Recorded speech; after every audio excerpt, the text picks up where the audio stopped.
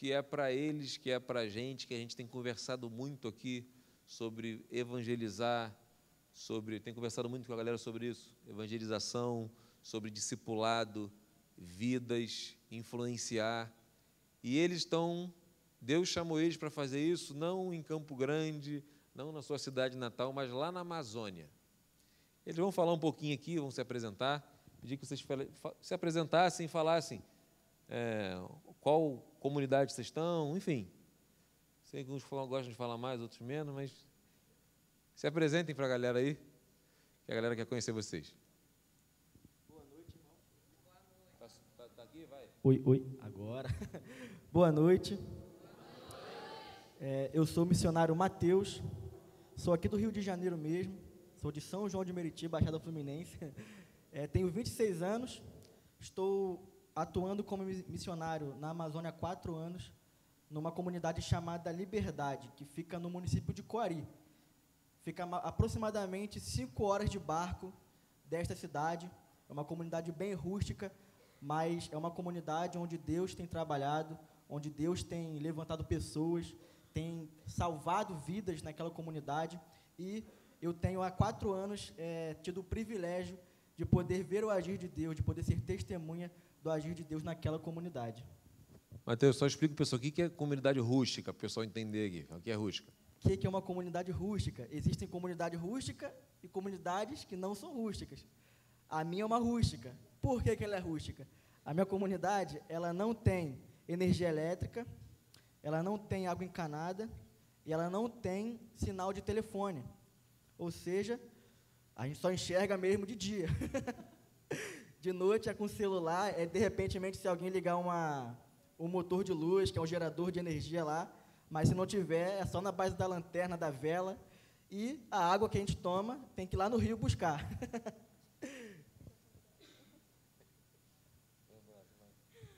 Boa noite a todos. Meu nome é Dinamara, eu sou natural do Amapá, e atualmente eu estou lá no Oiapoque. Oiapoque fica no extremo norte do Brasil, na fronteira lá com a Guiana Francesa, fica a 600 quilômetros da capital.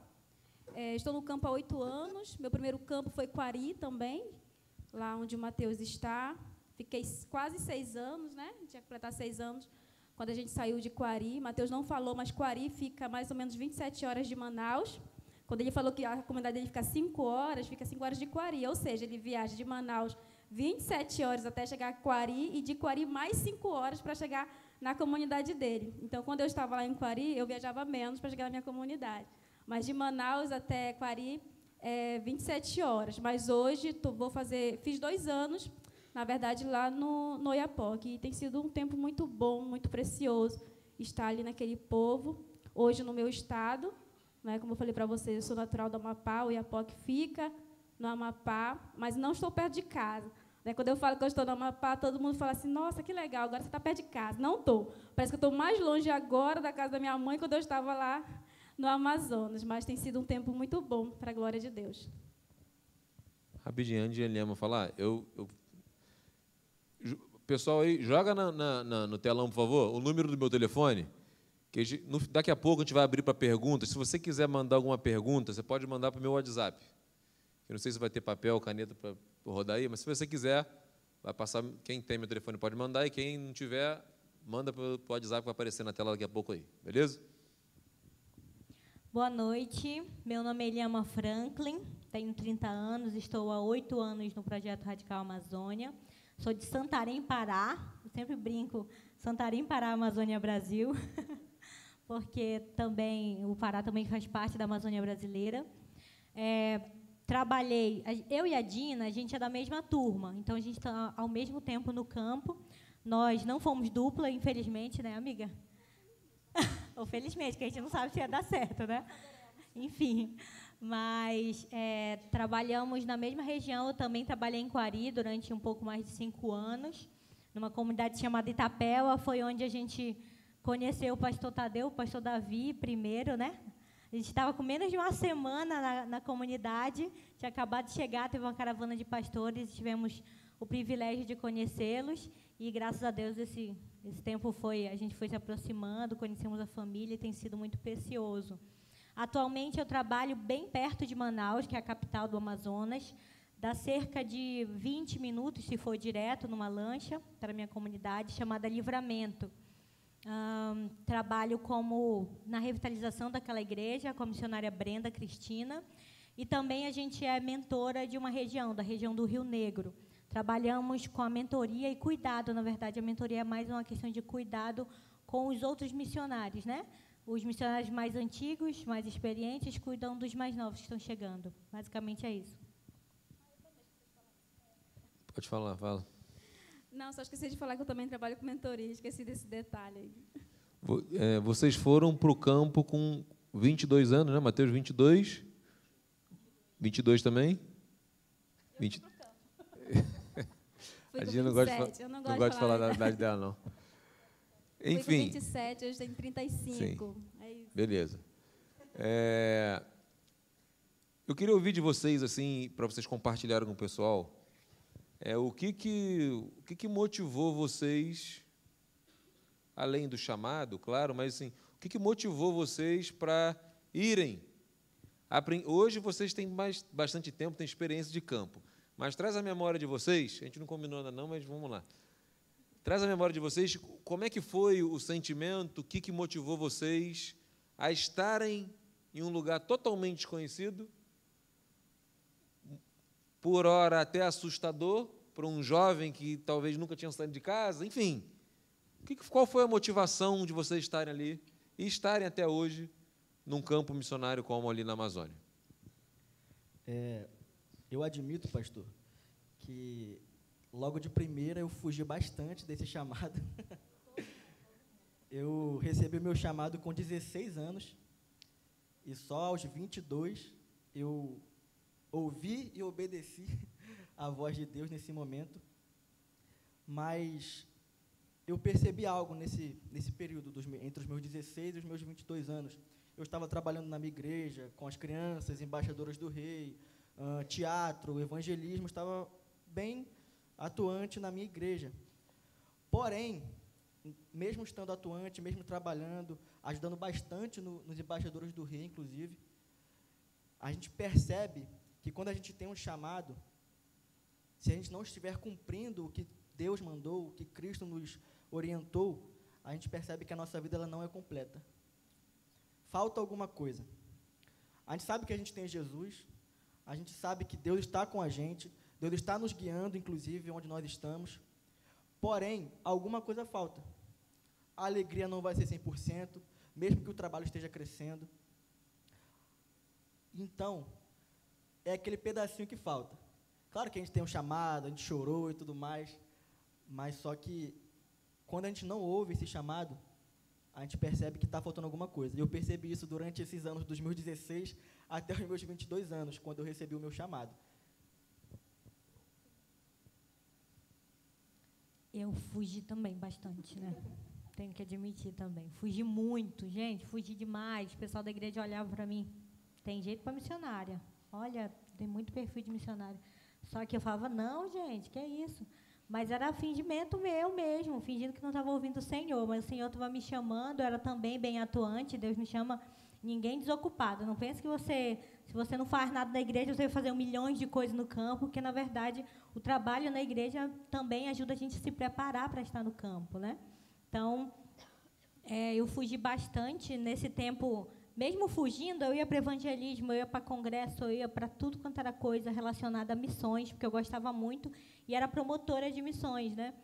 E eu recebi meu chamado bem antes, só que como eu fugi muito, então eu resolvi viver a minha vida do jeito que eu queria, sem missões, mas continuei na igreja. E aí eu entrei na faculdade, já estava tudo planejado, eu ia fazer faculdade, ia ser professora universitária, estava tudo encaminhado, já estava começando a fazer o TCC. E aí não teve como, né? Porque, assim, o que o Mateus fala daquele negócio de faltar um pouquinho é que falta paz. Falta paz, a gente não consegue viver em paz, não consegue se sentir completo enquanto a gente não cumpre aquilo que o Senhor nos chamou para fazer. Então, não tem como a gente, vou dizer não para o meu chamado, mas vou ter uma vida completa, vou ter uma vida plena, vou ter uma vida feliz, porque isso não existe. a gente sai no mês de setembro, outubro, fazer promoção missionária, né? Então, a gente vai em algumas igrejas para falar sobre missões e tudo mais, levantar parceiros para a obra. E quando a gente vai nessas igrejas, muita gente chega até nós, inclusive pessoas um pouco mais velhas, falando, poxa, eu tive o chamado, mas eu não obedeci.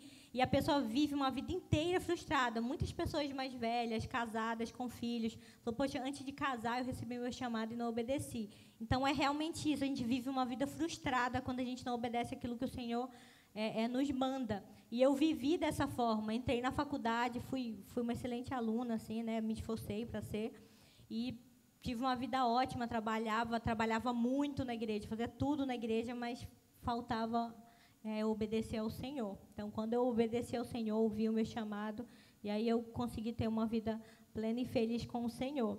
E o que mantém a gente no campo é justamente isso, a certeza de quem nos chamou. Deus nos chamou, a gente tem aquele chamado, vive ali com o Senhor, aquela vida de obediência mesmo, e é isso que mantém a gente no campo. Não tem como a gente falar, eu fiquei no campo porque eu amo as criancinhas, porque eu amo essa vida e tal, aqui do interior. Claro, a gente ama realmente, de fato, a gente ama as crianças, a gente ama o que a gente faz, a gente ama o trabalho que o Senhor nos deu o privilégio de fazer, mas o que mantém no campo não é isso, é o Senhor, a certeza do nosso chamado. Se eu falar que eu fugi, vai parecer que eu estou copiando deles, mas é verdade. Eu acho que a maioria, não vou falar todos, porque eu não conheço todos os missionários, não acredito, né, que a maioria dos missionários que estão no campo, eu acho que o início foi muito parecido, assim, na questão, né, de querer fugir, né, de algo, porque é normal a gente querer fugir de algo que a gente não conhece, né, desconhecido, ir para o campo missionário é algo muito, muito doido mesmo. Sempre a gente brinca, né, que eu acho que o pré-requisito para ir para o campo missionário tem que ser muito doido, porque a gente vive coisas que a gente nem imagina, né, assim, se a gente acha que a gente já experimentou todo o cuidado de Deus, quando a gente chega no campo missionário é totalmente assim surreal, né, o quanto que Deus ainda pode fazer além daquilo que a gente realmente imagina. Então, quando eu recebi meu chamado, bem parecido com os meninos, né, eu também tentei fugir, né, eu quis fazer outras coisas, eu tive a oportunidade de compartilhar quarta-feira, né, um pouquinho do meu testemunho, não sei quem estava aqui quarta-feira, mas eu não queria, eu queria ir para o campo, mas, ao mesmo tempo, eu queria fazer as minhas coisas, né, queria realizar os meus sonhos, acho que como todo jovem, né, a gente termina o ensino médio, a gente quer fazer uma faculdade, a gente quer ter uma profissão, a gente quer trabalhar na área, e isso eu fiz. Quando eu recebi meu chamado, eu ainda não tinha entrado na faculdade, e logo em seguida eu entrei na faculdade, eu fiquei meio surtada, assim, meu Deus, se fosse da vontade de Deus para ir para o campo, Ele não tinha deixado, né, eu entrar na faculdade. A gente ainda tem isso ainda, né, a gente ainda coloca a culpa em Deus na nossa desobediência. Né, se não fosse vontade dEle, eu não teria passado. Mas aí eu fiz, e sempre orando ao Senhor, Deus, deixa eu terminar, quando eu terminar eu vou para o campo. Aí depois foram acontecendo outras coisas que foram me mantendo em casa, mas a gente chega num momento assim da nossa vida que nada mais faz sentido, né? Eu tinha me formado, estava trabalhando na área, assim como Eliama também trabalhei, consegui me formar. Ela não formou, ela foi mais obediente do que eu, porque ela deixou a faculdade, né? Mas terminei, comecei a trabalhar na minha área e as coisas estavam tudo caminhando da forma que eu havia planejado, mas ainda assim havia aquele vazio dentro de mim, um vazio que a gente não consegue preencher com nada, né, porque é um vazio específico, né, igual quando a gente está montando um quebra-cabeça, né, a gente não consegue colocar qualquer peça naquele lugar, tem que ser a peça específica, né, e no nosso chamado é muito parecido, né. E quando eu recebi meu chamado, respondendo mesmo a pergunta, foi durante campanhas de missões na minha igreja. Então, sempre iam muitos missionários falar do campo, parecia muitos vídeos, né, assim, de comunidade, de locais. E toda vez que a gente chegava nesse mês de setembro, que era o mês da campanha, e quando ia um missionário, meu coração queimava, mas queimava mesmo. Sabe quando a gente está com uma azia que dói aqui assim? Era da mesma forma, só que ardia o meu coração quando eu via aquela situação. E eu ficava, meu Deus, me sentindo culpada. Em algum lugar, né, Deus queria me usar, e eu estou aqui, sabe, sentada num banco, achando que eu estava fazendo o meu melhor, porque, assim como Ele ama, eu era muito ativa na igreja. Né, Deus não chama desocupados. Porque tem gente que pensa assim, foi para o campo porque não tinha nada para fazer, aí foi para o campo, assim é muito fácil. Né? Mas não, Deus ele não chama desocupados. E foi assim, um processo muito longo, até eu, de fato, né, ouvir a voz de Deus e obedecer e ir para o campo. E chegando no campo missionário, o primeiro sentimento que eu tive assim, foi quando eu cheguei, eu me ajoelhei e orei e pedi perdão ao Senhor por todos os anos antes que eu havia dito não, ou de alguma forma, né, tentado abafar o meu chamado.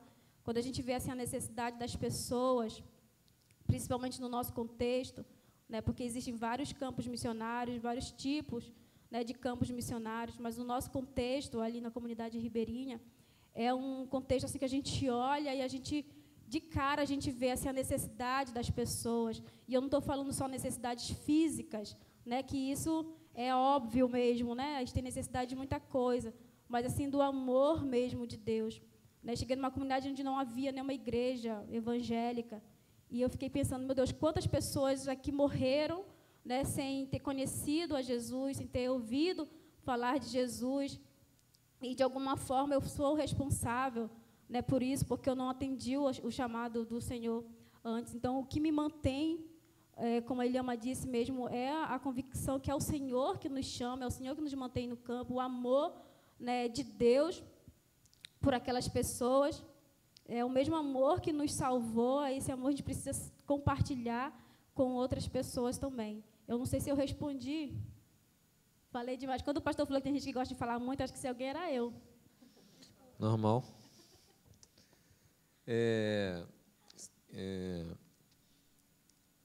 Eu falei sobre a questão do chamado e da motivação de estar ali. Vocês falaram um pouco.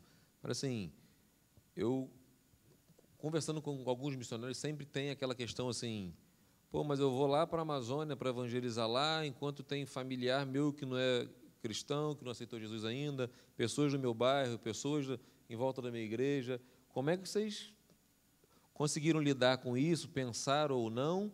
E como é que foi ao chegar e se deparar com uma realidade na Amazônia e aproveitar? Compartilha com a gente uma situação que, assim, no campo missionário, que seja de vida se convertendo, que mais marcou a vida de vocês até o momento, hoje, nesse tempo. Mas ele perguntou qual a primeira parte da pergunta, também não lembro. Você lembra? Assim, a questão do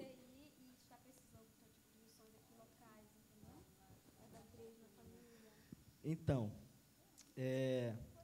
quando eu fui chamado para poder estar na Amazônia, para poder ir para a Amazônia, havia, sim, uma grande demanda, uma grande necessidade de trabalhadores na minha igreja. É engraçado, né? Parece que todas as igrejas são iguais. Tem um certo grupo de pessoas que trabalha em tudo, enquanto muitas outras só olham, só ficam sentadas e tudo mais. Na minha igreja não era diferente. E quando eu estava lá, eu estava fazendo muitas coisas, como eu falei. Estava trabalhando em certos ministérios e, sendo bastante humilde, estava sendo muito necessário. Eu estava sendo muito necessário em praticamente todos os ministérios em que eu estava envolvido. Tanto que, quando eu saí, até hoje as pessoas falam que ficou um buraco muito grande. Os embaixadores do rei, quando eu saí, acabou. Não teve mais embaixadores do rei. Estava eu e um outro conselheiro, só que só estava eu. E quando eu saí, ele falou, Mateus, eu não vou continuar, não. Eu vou parar. Sendo que eu estava praticamente trabalhando sozinho nesse período. Eu falei, eu não quero que você pare, mas eu não posso te obrigar a nada, só quem vai falar com você é Deus. E muitas pessoas falaram exatamente a mesma coisa. Mateus, aqui está precisando de trabalho. Mateus, aqui na igreja precisa de gente. E até hoje, na verdade, falam. Mas como a gente estava conversando com o pastor esses dias, isso aí quem resolve não somos nós. Isso aí quem resolve é Deus. Mas só que tem tanta necessidade na Amazônia quanto tem no Rio de Janeiro. Isso é verdade. Tanto lá quanto aqui, existem almas que estão se perdendo, existem almas que carecem do Evangelho. Porém, como eu falei no começo, existe um grupo trabalhando. E o restante? Muitas pessoas vão olhar e vão falar, não, quem trabalha são aqueles ali. Só que a Bíblia diz que a seara é grande e os trabalhadores são poucos. Então, nós oramos a cada dia para que o dono da seara, para que o dono da colheita levante mais trabalhadores para a sua colheita. Então, eu creio que não é por minha causa que o trabalho está sendo feito na Amazônia, e não seria por minha causa que o trabalho estaria sendo feito aqui no Rio de Janeiro. Assim como não é por causa de nenhum de nós que estamos aqui hoje, pelos que vão estar aqui amanhã, mas é pelo Espírito Santo, é pelo poder de Deus trabalhando. Porque, como nós sempre falamos, quem é o mais interessado pela salvação das vidas, pela salvação das almas? É Deus, porque Ele ama cada uma. Mesmo que Ele coloque esse amor em nós, Ele ama muito mais a cada uma dessas almas que estão se perdendo. Por isso Ele nos levanta, por isso Ele nos envia, por isso Ele nos comissiona a cada dia para poder pregar esse evangelho, tanto lá quanto aqui. Hoje nós temos, creio que uma centena de pessoas aqui. E nós sempre falamos sobre o relacionamento discipulador. Se cada uma dessas pessoas que estão aqui hoje se relacionassem com uma pessoa para poder ter um relacionamento intencional para que essa pessoa também se torne um discípulo de Jesus, haveria o dobro de pessoas aqui nessa noite, se isso fosse feito. Então, como é que isso vai mudar?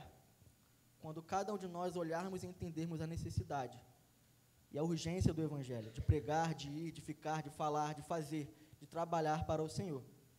E sobre experiências que nós vivemos no campo, nós vivemos algumas experiências um pouco engraçadas, né? Mas tudo bem. Eu, nesses 4 anos que estou na comunidade Liberdade, lá a gente trabalha com revitalização de igreja. Tem uma igreja plantada lá, uma congregação, aliás, plantada lá. E eu, com a minha dupla, nós trabalhamos na revitalização, na formação de liderança para aquela comunidade, com o intuito de deixar um líder autóctone. O que é um líder autóctone? É um líder da região, é um líder regional daquela comunidade de preferência, para que continue o trabalho naquela congregação, fazendo com que ela cresça também. E nesse período, a gente se relacionando, tendo o nosso relacionamento discipulador, o nosso relacionamento intencional, a gente consegue ver o interesse dessas pessoas. Lá a gente tem um líder em que a gente investe mais para poder continuar aquele trabalho. E uma vez nós estávamos pescando, nós fomos pescar com ele. E lá a pesca não é de jogar linha, de jogar vara, não. É uma rede, que lá é chamada de malhadeira, onde a gente coloca a malhadeira, espera algumas horas, volta e vê se tem peixe. Se não tiver, deixa lá.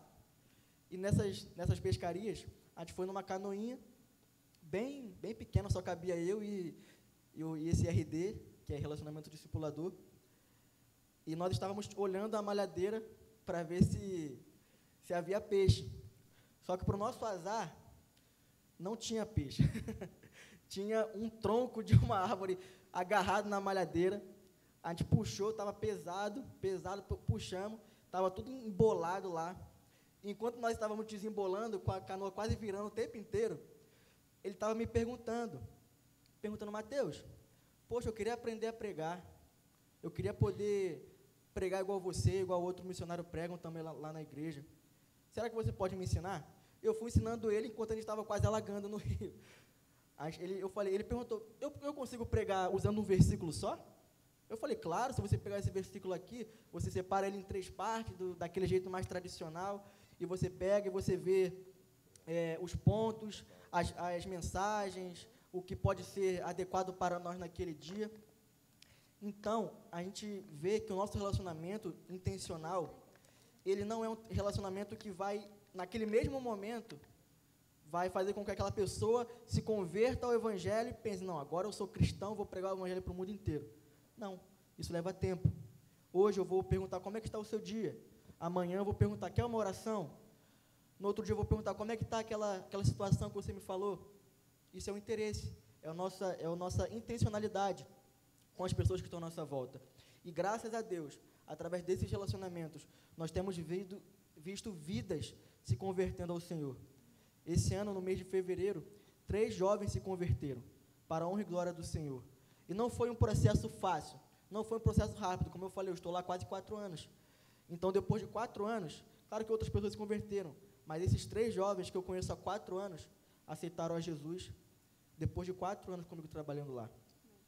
Então, a gente vê que o trabalho, ele tem sido feito, não por nossa causa, como eu já falei, mas Deus nos dá esse privilégio de poder falar, de poder estar lá, vendo tudo quanto ele tem feito e tudo quanto ele tem a fazer naquela localidade.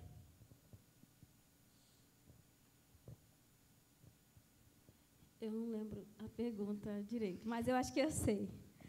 Essa questão de, mas você pode fazer missões aqui, a gente sempre vai ouvir, né? Principalmente, no meu caso, eu ouvi muito isso da minha família, né? Nem tanto da minha igreja, né? Mas da minha família eu ouvi muito isso, porque minha família ela não é cristã, toda ela, né? Eu tenho 2 irmãs só que são cristãs, e o restante não é.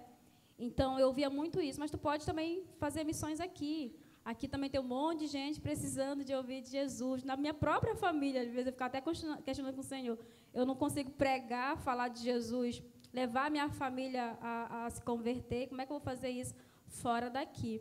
Mas é algo que não é isso que a gente tem que parar e ficar pensando, questionando o Senhor. Né? Porque quando a gente faz isso, a gente está questionando mesmo ao Senhor. E a gente não pode fazer isso. Né? Se o Senhor estava me chamando, me levantando daquele lugar para ir para outro lugar, eu tenho certeza que o Senhor também já estava cuidando de alguém para ficar ali onde eu estava. Né? Enquanto a gente cuida das coisas do Senhor, o Senhor ele tem cuidado das nossas. Né? Então, enquanto eu cuidava de outras famílias, o Senhor tem cuidado da minha onde ela está. E falando de algo marcante que aconteceu nesse tempo de campo missionário, eu lembro, ainda lá no Jussara, que é lá em Quari, quando a gente começou, já estava quase 1 ano na comunidade, a gente chegou no meio do ano, então, no início do outro ano, nós já estávamos com alguns relacionamentos, discipuladores, alguns estudos bíblicos e algumas casas, e a gente sempre fazia o mesmo caminho, até porque não havia outro, né? A comunidade ela é uma linha reta, né? Você vai e você volta por outro caminho, não tem rua. Né? Então, todas as casas estão aqui, tem um caminho na frente, e na frente o rio. E a gente sempre fazia o mesmo trajeto. Mas sempre em casa tinha o culto das crianças, todo sábado. E um dia, nós voltando, na época quem era minha dupla era a Brenda, que hoje é a dupla da Eliama, nós estávamos voltando de um dos estudos bíblicos, uma moça nos parou e falou assim, perguntou para a gente, né, se a gente poderia dar um estudo bíblico para o filho dela, só para o filho dela. O nome dele era Guilherme. Ela falou assim, Guilherme chega sábado aqui em casa, depois que ele vem lá da casa de vocês, ele fica me fazendo um monte de pergunta, né, sobre a Bíblia, sobre o que vocês falaram lá, mas eu não sei, eu não consigo responder. Aí eu queria saber se vocês podem dar um estudo bíblico só para ele, aqui em casa. E nós já estávamos orando, claro, né, para o Senhor abrir outras portas, novas portas ali na comunidade. E eu vi aquilo lá como uma resposta de oração. Aí eu falei para ela assim, se ao invés de a gente ter um estudo bíblico só com o Guilherme, você não queria ter esse estudo bíblico porque você é mãe, né? E é mais fácil você aprender de Jesus para explicar para ele do que a gente dar um estudo bíblico só para ele. Aí ela ficou meio assim, ela aceitou. E a gente marcou de ir na casa dela na mesma semana, que será no iníciozinho da semana. E, para nossa surpresa, quando a gente chegou lá, estava ela, as irmãs dela, marcou na casa da mãe dela, porque até então o marido dela não queria, né, receber a gente, não queria saber do evangelho nem nada, então ela marcou na casa da irmã dela. E nós começamos o estudo lá com aquele evangelho de João, acredito que todo, né, mundo que está começando a fazer um evangelismo, começa com o evangelho de João, aquele livretinho que tem 4 lições atrás, a gente chama carinhosamente de Joãozinho. E tem 4 lições atrás e nós começamos ali. Já no segundo estudo, ela, as irmãs dela e uma sobrinha dela aceitaram Jesus. Já no segundo estudo. E para quem conhece esse material de evangelismo, o apelo é só no último, né, no 4º estudo, que nós temos o apelo. Mas elas já adiantaram, né, e receberam Jesus no segundo estudo. E nós continuamos ali naquela família, investindo mesmo naquela família. A mãe dela não quis mais que o estudo fosse lá, nós mudamos para a casa dela mesmo. E quando a gente chegava, a gente entrava pela porta da frente, o marido dela saía pela porta de trás, para não nos receber, sempre fazia alguma coisa, ia para o roçado, ia pescar. Sempre ele tinha algum compromisso no horário do estudo, só para não participar. E nós sempre investindo na vida dela. Um dia ela me ligou, lá, diferente da comunidade do Mateus, lá pega sinal, muito raro. O telefone tem que ficar parado numa parede, né, igual o telefone fixo, né? Quem é do tempo, acho que aqui ninguém, né? acho que é dos meninos, enfim, né? O telefone fica parado na parede para pegar sinal, e aquele dia ela ligou quase 9 da noite, peguei até um susto, eu pensei que tivesse acontecido alguma coisa grave. Aí ela falou assim, Dina, eu estava aqui falando à mesa sobre o nosso estudo, e o Guilherme disse que ele quer aceitar Jesus, e agora, o que é que eu faço? Aí eu falei assim, aí eu chamei Brenda, né, e disse, vamos orar pela vida dele. Aí no telefone mesmo, nós oramos pela vida do Guilherme, entregando a vida dele para Jesus. E nós continuamos investindo naquela família. E um dia nós chegamos para um PGM lá e demos de cara com o esposo dela sentado no chão. Né? As casas ribeirinhas não tem cadeira, não tem sofá, a gente senta no assoalho mesmo, no chão. E nós chegamos, ele estava lá, sentado com uma Bíblia na mão. E eu peguei um susto, olhei assim para a Brenda, a gente chegou na casa certa, tá certo isso? Isso aqui. Aí ela falou, nem te conto, que ela é toda assim, né? Nem sabe o que aconteceu ontem de noite. Enquanto eu estava orando, antes de dormir, o Xancha, o apelido dele é Xancha. O Xancha veio falar comigo, dizendo que ele queria aceitar Jesus. Porque ele disse que eu estava muito diferente do jeito que eu era. Ele disse que eu estava diferente como mãe dos meninos, diferente como mulher, diferente como filha, porque ela sempre foi muito arretada. Né, por 2 vezes tentou matá-lo, inclusive, se fosse uma rede na mochila dele, ela tinha furado ele. Então, ela era assim, um pouco agressiva. Né? E a gente sabe que quando a gente recebe Jesus, o Espírito Santo de Deus, né, o Espírito Santo muda as pessoas. Né? Há transformação de vida. Então, ele estava vendo essa transformação de vida nela, e ele falou assim, eu quero esse mesmo Jesus que está fazendo tu ficar tão diferente, eu quero ele também.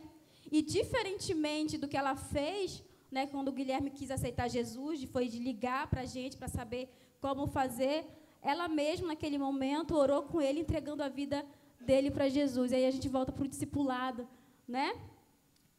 De um cuidar do outro. Ela já tinha aprendido como fazer. Aí, na noite, ela orou com ele, entregando a vida dele para Jesus, e no dia seguinte ele estava lá participando do estudo bíblico. E os estudos continuaram, aí ela teve o desejo de se batizar, mas eles não eram casados no papel, né? E a gente precisava resolver essa situação, só que ele dizia assim, não é preciso não, para que é só um papel, não vai adiantar de nada, a gente já tem 4 meninos, para que casar no papel? Aí eu falei assim, Patrícia, vamos orar, vamos continuar orando. E ela orava, e ela falava assim, Senhor, orava alto para ele escutar, né? Deus, eu quero me batizar, preciso casar. Nem que seja com outro homem, nem que seja com outro noivo, mas eu quero batizar. Eu acho que, não sei se ele ficou com um pouco de medo, né, dela largar dele. E ele também, né, do nada, assim, sem pressão nenhuma, né, quis também casar, pediu ela em casamento. E nós organizamos tudo lá na comunidade para que eles casassem, fomos no fórum, fizemos tudo que foi necessário, né, para que houvesse o casamento. E foi o primeiro casamento realizado lá na comunidade. Até então, nunca ninguém havia casado lá. Né? Porque as pessoas, culturalmente, as pessoas só se juntam. Né? A menina completa 12, 13 anos, já está se juntando. E foi o primeiro casamento. Foi bonito, vocês foram, a Eliama foi. Mateus ainda não estava lá. E foi muito bonito, porque mesmo as pessoas que não foram convidadas foram para prestigiar, porque era algo inédito, né, que estava acontecendo lá na comunidade. E eles casaram, e quando foi no início do outro ano, os 2 foram batizados juntos. Então, é uma alegria muito grande quando eu relembro assim, dessa história, como o Mateus disse, aconteceram outras coisas também, né? Mas quando é no início e quando é algo assim, muito marcante, né, eu vejo assim, o poder de Deus, assim, a soberania de Deus, o cuidado de Deus, né, com aquelas vidas. Assim, eu me emociono todas as vezes que eu lembro, né, eu fico pensando, o desejo de uma criança de 10 anos de querer conhecer, mas a Jesus levou uma família inteira a ser salvo para a glória de Deus. Então, é algo muito marcante que eu vou levar para sempre para a minha vida. Amém.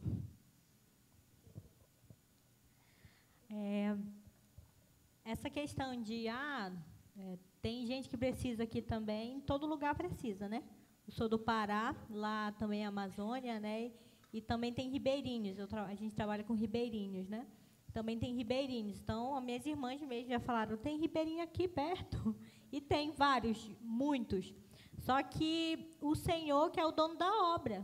Eu não posso falar, ó, Senhor, eu quero trabalhar aqui na minha casa, eu quero trabalhar aqui perto da minha família, e pronto, e ir. Não, foi o Senhor que me chamou, e Ele sabe exatamente o lugar que Ele quer nos usar, que Ele deseja nos usar. Assim como eu, Dina, né, o Mateus aqui, Deus nos chamou para esses lugares, né? Por exemplo, eu estou ali no Livramento atualmente, Deus também pode estar chamando você e querendo usar você na sua escola, no seu trabalho, com a sua vizinhança, ou, quem sabe, alguém aqui já está sentindo no coração aquele ardor também missionário para ir para a Amazônia. Para ir para a Amazônia também, assim como nós fomos. Então, assim, Deus é o dono da obra e é Ele que faz. A gente o nosso trabalho é obedecer. Somente isso. Então, essa é a nossa resposta, né, para as pessoas que falam isso mesmo. Tem muitas coisas marcantes. Muitas mesmo. E o nosso coração queima e a gente fica até emocionado de lembrar de tanta coisa linda que o Senhor nos permitiu viver. Realmente, é um privilégio assim, ser missionária, é um privilégio ter sido chamada pelo Senhor para falar do amor dEle ali na Amazônia. Eu vou contar uma experiência um pouquinho mais recente, que é ali do Livramento, que eu quero que vocês estejam indo lá visitar a gente, né? Quem sabe vocês não vão ali no Livramento ver a gente. Então, eu vou contar a história da Vitorinha. A gente começou ali no Livramento, e eu e a Brenda, assim, foi um trabalho muito difícil. Lá é revitalização. A gente trabalha com plantação e revitalização de igreja. A revitalização, dependendo do contexto, ela é um pouquinho mais difícil. Então, a igreja estava precisando se reerguer, né? Teve a pandemia, aconteceram algumas mudanças ali de missionários de liderança. Então, o trabalho praticamente acabou lá. O Livramento, ele tinha a maior embaixada do estado do Amazonas, e hoje ainda não tem, infelizmente, né? Futuramente terá, se Deus assim nos permitir.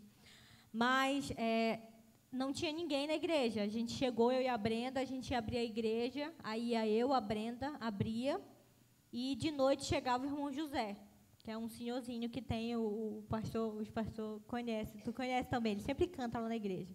E aí a gente abria. Quando o irmão José estava doente, não ia ninguém. E aí a gente estava lá, firme e forte, orando, mas tipo, meio assim, Senhor, meu Deus, por que o Senhor nos chamou para cá? Porque ninguém liga para a gente. O pessoal foi muito resistente com a gente, ninguém aceitava. Algumas pessoas foram brigar com a gente lá na igreja sem motivo nenhum. E a gente escutando lá e pedindo misericórdia de Deus, que foi um período muito difícil para a gente, o início do trabalho. Só que aí, graças a Deus, né, a gente foi caminhando, foi orando, Deus foi trabalhando mais na nossa vida naquele início. E a gente começou, e algumas pessoas começaram a ir para a igreja, começaram a desenvolver relacionamento, aulas de violão e tudo mais. E uma das meninas começou a ir para a igreja. Só que essa menina, ela era muito séria, muito tímida, e não importava o que fizesse assim para ela não ligava mesmo, sabe o que é não ligar? A gente abraçava ela ficava dura, assim, a gente abraçando ela e falava com ela, mal respondia. E a Brenda começou a perceber que ela gostava de vôlei. Eu sou péssima, eu vou para torcer, né? Eu sou boa para torcida, mas esporte eu sou péssima, né? E eu ia torcer, né? Ou então passar vergonha ali jogando também. E aí a Brenda começou a jogar com elas foram muito boas, ganhavam e tal. E eu lá torcendo, ou então passando vergonha ali jogando também. E ela começou a se abrir um pouco mais. Uma outra amiga dela também começou a fazer aula de violão, e aí elas começaram a se aproximar e começaram a ir para a igreja, continuar indo para a igreja, e nós começamos o PGM no início do ano passado. O PGM foi assim que começou, a gente chamou as meninas para brincar lá em casa. Vamos brincar? Vamos comer bolo de chocolate e brincar? Aí foram, a gente brincava de Cidade Dorme, se vocês quiserem saber, depois eu conto. Brincava de Uno, brincava de algumas outras coisas assim, ficava brincando. E aí, na terceira vez, falou, vamos fazer um devocional antes de brincar? Aí, não, vamos, todo mundo empolgado, aí começando a fazer devocional, e o bolo de chocolate sempre, né? E aí começamos e tal. Aí, nos próximos, foi se tornando um PGM mesmo, e durante essa caminhada, várias delas receberam Jesus, e a Vitória, ela sempre daquele mesmo jeito, né? Apesar de ter começado a se abrir, ela estava sempre daquele mesmo jeito, mais apática, o semblante dela era um pouco mais fechado. E aí, um dia a gente voltou de férias e a gente sempre leva ela em casa, depois das atividades, e ela falou assim para mim e para a Brenda: aconteceu comigo. Aí eu já imaginei que ela tinha recebido Jesus, né? Mas a gente, o que aconteceu e tal? Ela explicou, recebeu Jesus em um dos PGM, só que não falou nada para ninguém, e uma semana depois ela chegou para a gente e contou. Queridos, vocês não têm noção de quanto Jesus mudou a vida da Vitória. Se vocês conhecessem a Vitória que a gente conheceu, e a Vitória hoje, quando vocês forem lá, vocês vão conhecer, o semblante dela é diferente, é outra pessoa totalmente diferente, é uma pessoa mais feliz, é uma pessoa mais sorridente, é uma pessoa mais carinhosa. Gente, ela chega igual um gatinho e fica me abraçando, e ela é sorridente. A vida dela foi tão transformada, assim, é tão visível no rosto, que a professora foi me contar a mudança que Deus fez na vida dela. A família dela chegou a falar também que Deus mudou a vida dela, a diferença que Deus fez na vida dela. Várias pessoas chegaram para contar ali para a gente isso. E, através da vida dela, o irmão dela mais novo também recebeu Jesus no final do ano passado, em novembro. A gente faz devocionais, a gente pega alguns livros da Bíblia e vai fazendo devocional com eles, né? E num desses devocionais ele foi, aí terminou, foi tão lindo. Ele virou para mim, né? Que ele é mais novinho, né? Ele virou para mim, ele falou assim: a senhora pode me ajudar a aceitar Jesus? Eu falei: com certeza, muito, muito lindo. Aí a gente abraçou ele, ficamos muito felizes e oramos com ele. E assim, né, Vitória também foi batizada no final do ano passado. O pai dela não deixava ela ser batizada porque eles são muito católicos, né?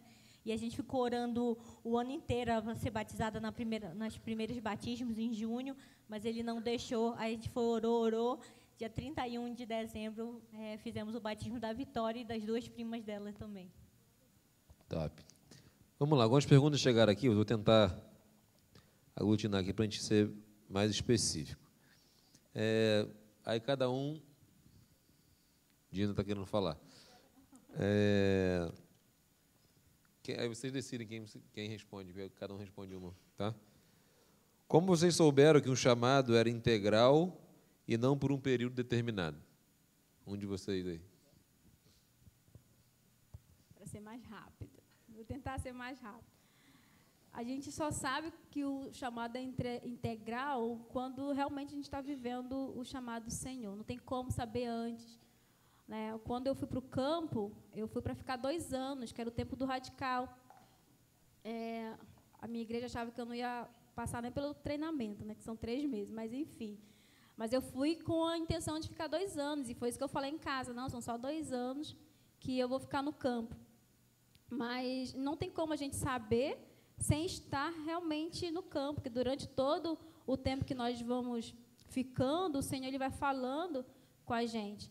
Né? Então, desses 2 anos que era parcial para eu ficar no campo, já completamos 8 anos, né? E não sei até quando que vai ser. Pode ser que esse seja o último ano, sim, pode ser que eu fique a minha vida inteira também. Né? E isso é muito... A gente está muito atento mesmo ao que o Senhor quer para cada um de nós.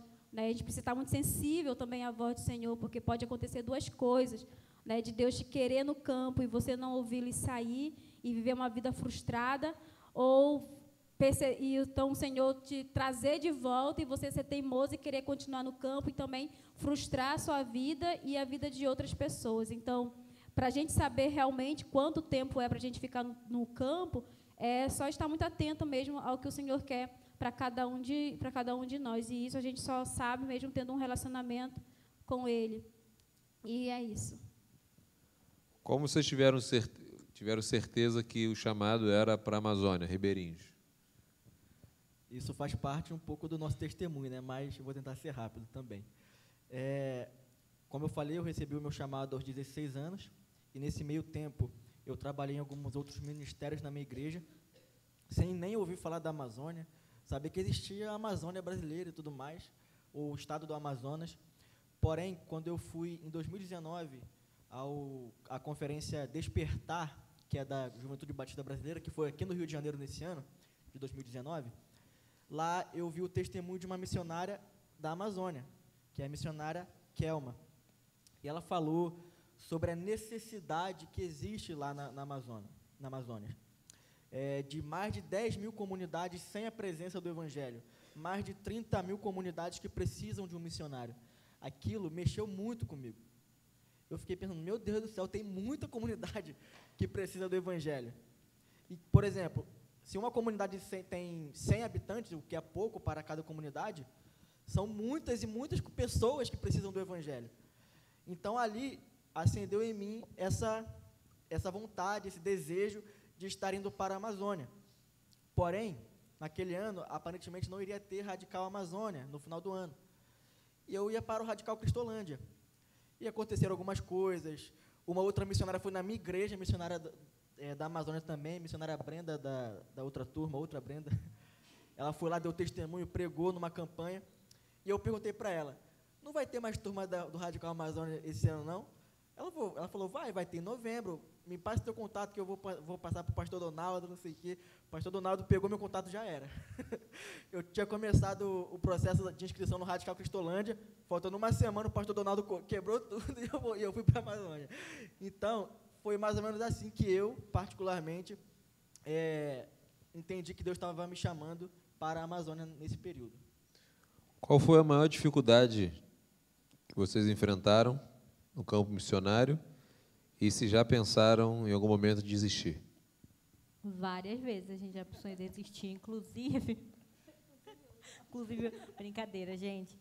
Gente, é normal, você não tem vontade também de desistir, largar a escola, não vou estudar não, vou vender minha arte na praia, normal, gente, normal, todo mundo tem vontade de desistir. Às vezes o trabalho está muito difícil, a gente quer desistir também, gente, para que eu vou me matar por esse trabalho, que nem me paga bem? Então, assim, é normal, as dificuldades são grandes, às vezes, sei lá, está calor demais, às vezes a gente, por exemplo, a gente que é meninas, assim, né? Às vezes a gente quer sair, quer uma cafeteria, quer dar uma volta, quer livrar a mente, assim, pensar em outras coisas, e não dá, se tu estiver na comunidade, como que tu vai? Numa cafeteria, no shopping, dar uma voltinha, mesmo não compre nada, mas dar uma voltinha, gente. É importante para a gente também fazer essas coisas. Então, assim, é normal pensar em desistir, normal, não é todo dia. Só que o que mantém realmente a gente no campo é a certeza do chamado e o amor ao Senhor. E essa vontade de desistir, às vezes, é 5 minutos. Depois, acaba o pessoal pensa, não, o missionário é uma pessoa diferente, é um super-herói, consegue fazer tudo. Consegue nada, nós somos pessoas normais, igual todo mundo. A diferença é que o Senhor nos chamou para um lugar específico e a gente obedeceu. E ali está ali lutando, né, para cumprir aquilo que o Senhor nos chamou. E não pense que porque a gente sente vontade de desistir, a gente é infeliz ou a gente vive frustrado por Deus ter nos chamado para o campo. Pelo contrário, eu sou extremamente feliz porque o Senhor me chamou para o campo. Eu não tenho dúvida nenhuma de que aquilo é aquele lugar que o Senhor deseja que eu esteja. Deus é muito claro, o Senhor não é um Deus de confusão. Então, você pode ficar tranquilo que se Deus chamar você, você vai ter certeza do lugar e você vai entender qual lugar que o Senhor quer que você fique. E também Ele vai te ajudar, te fortalecer para que você continue firme no trabalho que Ele te chamou. Então, é isso, pode ficar tranquilo. Em relação a isso, qual é a outra pergunta que eu não me lembro mais? Tá então bom, tá já. Ótimo. Pergunta que chegou no nossa... A pessoa está acompanhando pela internet com a gente lá. Se eles quiserem construir famílias... Dina, sossega. Eles têm que se abster do ministério missionário?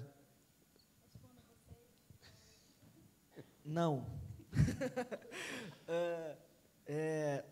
O ideal, quando um missionário, ou quando qualquer pessoa que tem um chamado específico, quer constituir uma família, quer se casar, ter filhos, o ideal é que essa pessoa encontre alguém com o mesmo propósito. Missionário com missionária, pastor com uma mulher que quer ser esposa de pastor, e por aí vai. Então, a resposta é não. Tanto que nós podemos ver diversos casais hoje com filhos na Amazônia, trabalhando alguns em comunidades, outros em outros estados do norte. Então, existe, Deus, ele não, como a Eliana falou, Deus não é um Deus de confusão. Ele prepara tudo exatamente da forma que deve ser. Então, a gente descansa nisso.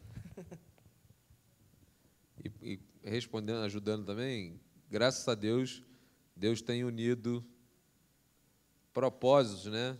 Tantos radicais se casando no campo e dando continuidade no chamado missionário, assumindo comunidade, assumindo igrejas. Enfim, tem sido bênção. Você que está solteiro, encalhado aí, está orando, Deus está falando com você. Como... Dina falou que essa pergunta não foi legal, não. Gente, Espera aí um minutinho, tá, pastor? Pode falar, fica à vontade. Gente, não é para ir para a Amazônia para casar, não. Se Deus chamou você para a Amazônia para levar a palavra de Deus, se for da vontade dele, né, Deus vai providenciar, sim, que você encontre alguém, o menino encontre uma esposa, a mulher encontre um marido. Se for da vontade do Senhor, você tem que ir para o campo missionário, se o Senhor lhe chamar para o campo missionário. Boa não resposta. Não para casar, não, gente. Mas tu vai contar alguma experiência, não? Porque não é fácil, não. Como evangelizar em meio a tantas diferenças culturais e religiosas dos povos nativos, levando em conta o estilo de vida desses povoados em relação a dogmas e ritos religiosos? Cara, isso aí é quase um TCC, né? É um tema de TCC isso daí. Mas é algo muito... Não vou falar que é complicado, porque vai além de ser complicado. Nas comunidades ribeirinhas, né, a maioria delas, o catolicismo ele é muito enraizado. Né? Então, é tipo o síndrome de Gabriela, né? Eu nasci católico, vivi católico e vou morrer católico, porque minha mãe era, meu avô era, meu bisavô era.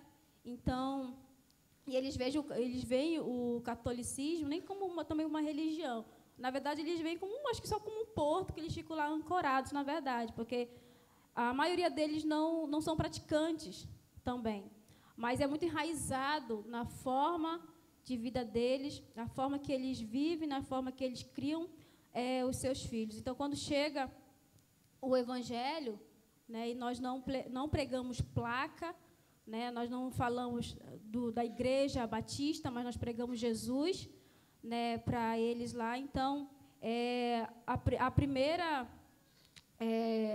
eles, na verdade, têm uma aversão, né, porque é como luz chegando em meio às trevas. Né, então, eles têm uma aversão muito grande ao Evangelho, a Jesus, porque é muito difícil eles virarem a chave, né, que tudo que eles viveram, de tudo que eles aprenderam durante a vida toda deles, não é bem aquilo que é a verdade. Né? Então, a verdade é quando a verdade chega numa comunidade ribeirinha, a gente tem essa aversão muito grande. Às vezes, essa aversão ela é só com o Evangelho mesmo, e às vezes é com a gente também.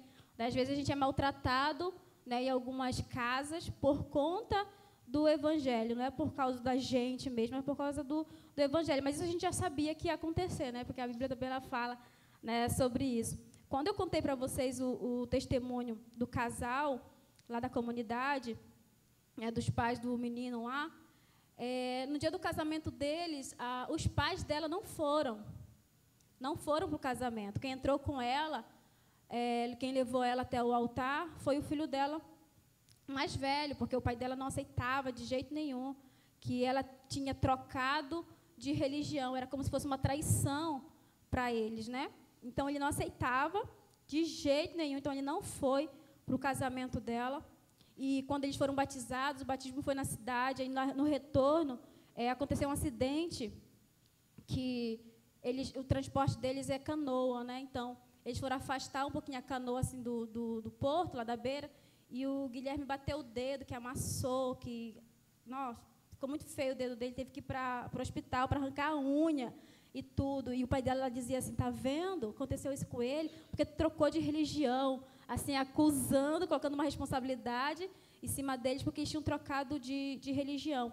Então, é uma coisa assim que a gente precisa orar muito, muito mesmo, porque isso não é coisa de antigamente, isso é coisa de hoje também. Muitas igrejas, muitas comunidades, ainda hoje é muito enraizado né, de uma forma que acontece coisas que eles colocam tudo culpa ou responsabilidade em cima de religião, né? A irmã dessa moça que eu falei com vocês, quando a gente chegou lá, fazia um ano que a filha dela havia morrido, um bebê, porque tinha morrido de doença de criança, questão de rituais, né, assim, de crendices que tem na comunidade. A criança adoeceu, só que não era doença de levar para o hospital, porque eles aprenderam que existe uma tal de doença de criança que só é curada com rezador.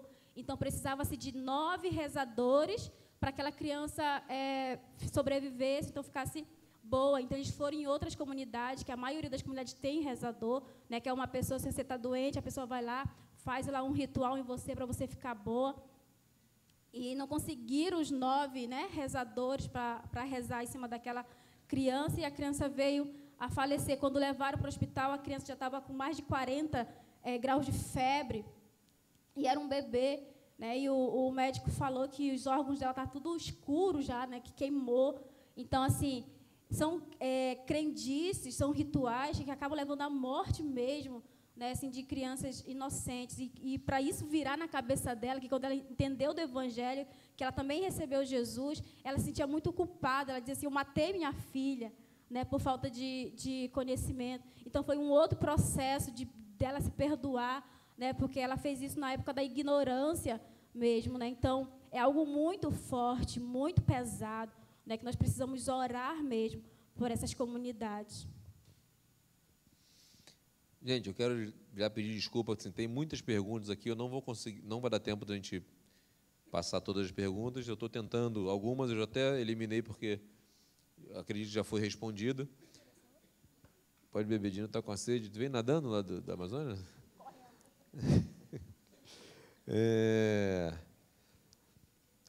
Estou tentando aqui juntar mais umas aqui. Como é que é a rotina de vocês no campo missionário? Tem uma rotina já pronta? Vocês, é diária? Vocês definem? Como é que é isso aí? Existe como é que eu posso dizer, me foge a palavra da mente agora, mas, existe uma certa rotina para cada período de tempo que você está na comunidade. Quando você chega na comunidade, você chegou lá pela primeira vez, seu primeiro mês, seu primeiro ano naquela comunidade, a sua rotina é uma. Não adianta você querer marcar um monte de culto na sua comunidade, porque ninguém vai. Não adianta nada você falar, vou fazer estudo na casa de todo mundo, porque ninguém vai querer. Não adianta você falar, vou fazer os embaixadores do rei aqui, vai bombar, porque os embaixadores do rei já jogam bola todos os dias lá. Entende? Então, o começo é sempre, como nós já falamos algumas vezes, do relacionamento intencional. Criar a amizade. Assim como nós temos amigos da escola, do trabalho, da faculdade, nós criamos relacionamento de amizade intencionais com aquelas pessoas. Seja indo para o rio pescar, seja indo para a plantação delas para colher, para poder limpar terreno, para poder fazer, seja lá o que for, carregar madeira se precisar. Então, eu já fiz muito isso, já tive que ir para o mato algumas vezes para poder, não cortar madeira, né, porque eu não corto, eu só vejo o pessoal cortando, mas para poder carregar madeira, para poder limpar terreno. Lá o pessoal gosta de comer jacaré. Já fui algumas vezes ver o pessoal matando jacaré, porque eu não mato jacaré. Inclusive, quando eles começam a matar, eu vou ficar aqui atrás, nessa parte aqui do bote, por causa que nessa parte eu vou atrapalhar vocês. Mas eu não quero que o jacaré acorde lá, né, e pule para cima de mim. Mas, então, o nosso relacionamento inicial é assim. Conforme o tempo vai passando, nossa rotina vai mudando. A gente vai tendo aquela abertura na casa das pessoas, onde a gente vai começar a criar novos relacionamentos em certas casas. Vamos, como a Eliama fez, fazer estudos, como a Dina também já fez, estudo na casa das pessoas, para que possamos ter também o nosso primeiro PGM, né? Chamado, pessoal, vamos todo mundo aqui para casa para a gente poder comer bolo e brincar. Depois vamos fazer uma devocional. Agora vamos fazer só o PGM. Vamos compartilhar. Então, dependendo de qual é o período que você está na comunidade, a sua rotina muda. Hoje, eu tenho uma agenda na minha comunidade. Praticamente todos os dias nós temos programações, seja PGM, culto no lar, evangelismo, programação com as crianças aos sábados, programação com a juventude aos sábados à noite também, fora os domingos, os cultos de domingo de manhã e à noite também. Show. Infelizmente, a gente precisa encerrar por causa do horário, mas eu quero pedir a você que hoje assumisse um compromisso com Deus de interceder diariamente pela vida dos nossos missionários. São muitos missionários, eu não conheço todos os missionários, conheço quantidade boa, mas não conheço todos.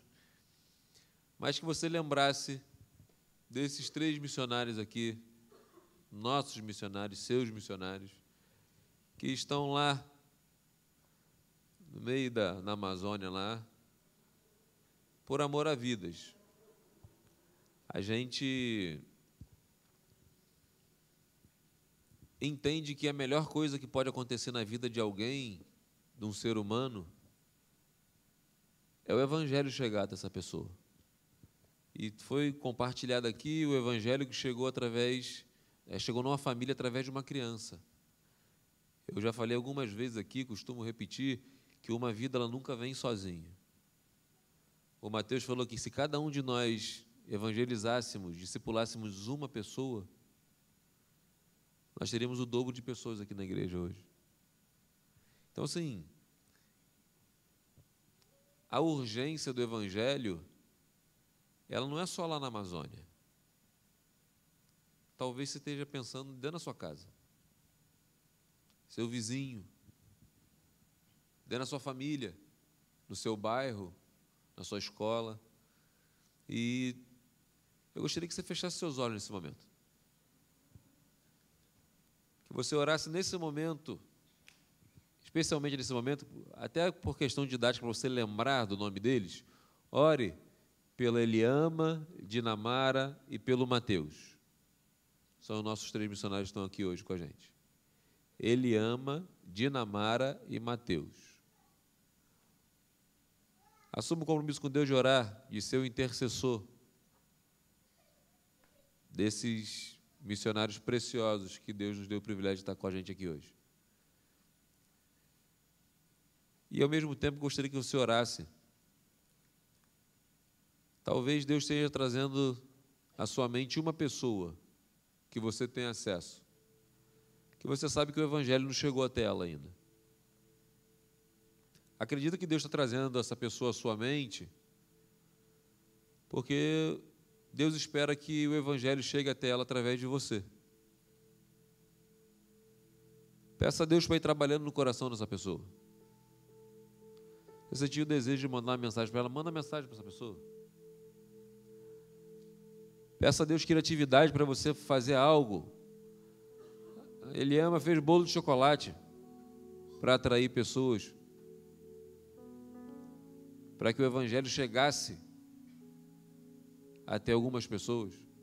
Não sei o que você pode fazer. Talvez seja bolo de chocolate também, pipoca, churrasco, jogar futevôlei, altinha, vôlei, futebol, videogame. Peça a Deus estratégia para que você realmente seja instrumento de Deus, para que vidas e famílias sejam salvas. Eu afirmo para você que Deus quer usar a sua vida. A missão não é só para os missionários que estão longe de suas casas. Essa missão é nossa. Essa missão é minha. É sua. Eu não sei como é que está a sua vida hoje, como você entrou aqui. Talvez você tenha entrado aqui hoje e ainda não aceitou Jesus como seu Salvador. E você, de alguma forma, ouviu Deus falando com você. E eu afirmo para você que Deus trouxe você aqui para você ouvir tudo que você ouviu. E acredito que tenha pessoas que precisam tomar essa decisão aqui hoje, de entregar a sua vida a Jesus. Pedir para que o Espírito Santo de Deus preencha esse vazio que você carrega dentro de você. Essa esse vazio que nada preenche. Essa felicidade que você precisa sentir, talvez você não tenha sentido há muito tempo. Essa paz que é proveniente de Jesus. Quando todos estão com os olhos fechados, por favor, todos com os olhos fechados. Aqui em cima, quem está aqui embaixo. Tem alguém que quer entregar a sua vida a Jesus hoje? Levanta uma de suas mãos que eu quero, só eu vou ver, eu quero orar por você. Tem alguém que quer entregar a vida a Jesus? Pode abaixar, eu estou vendo aí atrás. Pode abaixar aí atrás, estou vendo também. Mais alguém que quer entregar a sua vida a Jesus? Quer convidar Jesus para entrar na sua vida? Conduzir, pode abaixar aqui na frente. Pode abaixar aqui, estou vendo. É um convite de Deus para você. O desejo de Deus é que você tome essa decisão. E Ele te deu o livre-arbítrio para você decidir quem é que comanda a sua vida. Você tem a oportunidade de falar assim: Senhor, eu quero entregar minha vida nas Tuas mãos. Eu não sei o que é melhor para mim. Eu reconheço que eu sou pecador, eu reconheço que eu sou limitado. E eu quero pedir perdão pelos meus pecados e pedir que o Senhor dirija a minha vida. Eu acredito que o Senhor realmente, a salvação e a vida plena é proveniente do Senhor. Eu quero entregar minha vida nas Tuas mãos. Tem mais alguém que quer tomar essa decisão? Pode abaixar, eu estou vendo. Mais alguém?